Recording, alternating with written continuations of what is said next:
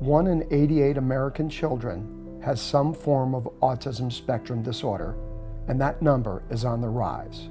Regional centers report that unemployment among their consumers is 84.2%, while unemployment among individuals with autism is 90%.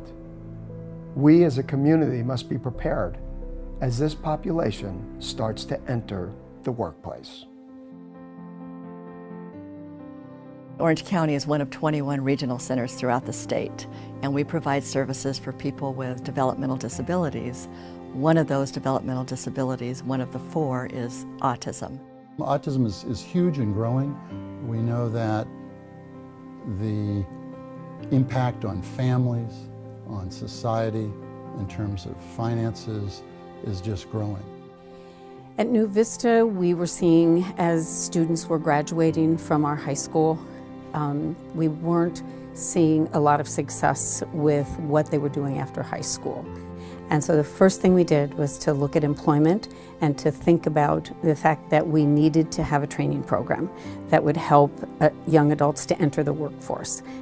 I work with students in their internships at job sites, helping facilitate and develop job skills and coordinate trainings with the work sites and advocate for paid employment. My name is Jared Kagiyama. The first thing I do when I'm here, first I let them know that I'm here by cell phone. Then I clock in. As Jared developed his talents and learned the skills he needed for this specific job, I faded out. He was working full and completely independent. I knew Jared was going to be a valuable asset for us when he went through the software of the printer to figure out how to make it print multiple times. He was not interested in just plugging away and making his hours stretch out. He was interested in getting the job done. My name is Jordan Eccles. I've been here for 1 year and 5 months now. So, where do you see yourself in 5 years from now? Probably a mechanic. He's never late. Actually, he's an hour early all the time. He's always prepared, ready to work, with a really good attitude, which everybody should have that attitude. My name is Kevin Bashias. And how many days a week do you work? 2 days a week. Okay, good. And what are your hours when you come in? Probably 4 hours. Well, what I basically do is I'm trying to get into voiceover, so I do readings for senior homes, children's hospitals, and daycare centers. And what I do, I get into characters, such as I am now.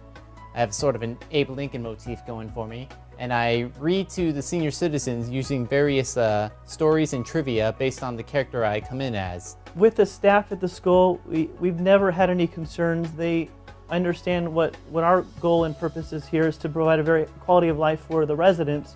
I just come in, grab files that are around that needs to be scanned. And have you made friends here? Yeah, I have like 4 or 5 at least. I know almost everyone in the production staff now. Basically, during the course of my life, I was having trouble finding work because of my condition, and at the time I didn't even know I had it. Once I was diagnosed around the age of 23, I found, through my mother, the New Vista program. The people that we've hired seem very detail-oriented, and they're very focused at what they do. And I guess I've changed my opinions of maybe what the term disability is. I'm mostly taking accounting classes. I'm working on my associate degree right now in accounting.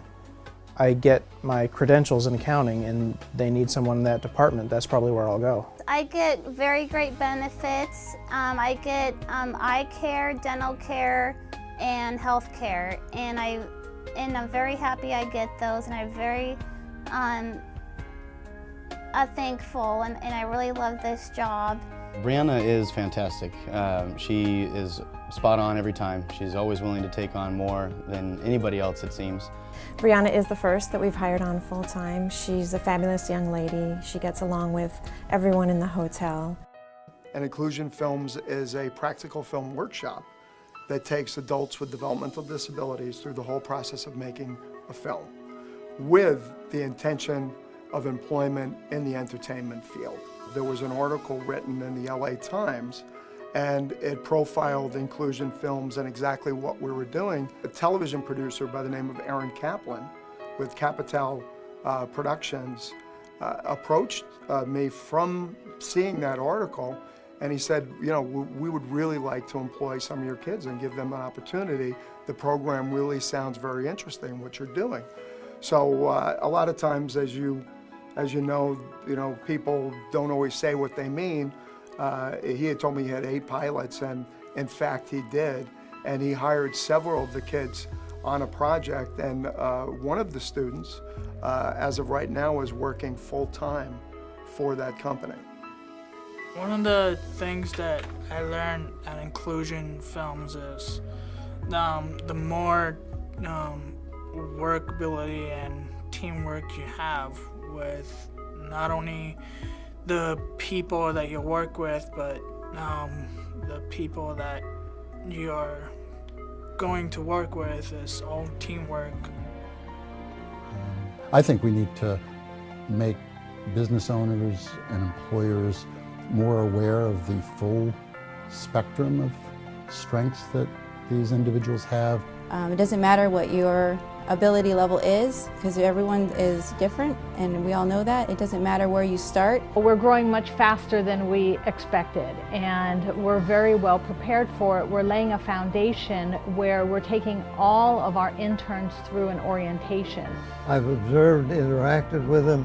What I like particularly is their attitude toward working, where they are giving back something which is not generally too prevalent among the younger generation.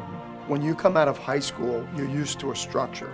You go here, you go there, and you have a schedule every day of exactly what you're going to do. When individuals become young adults, do not know where to go.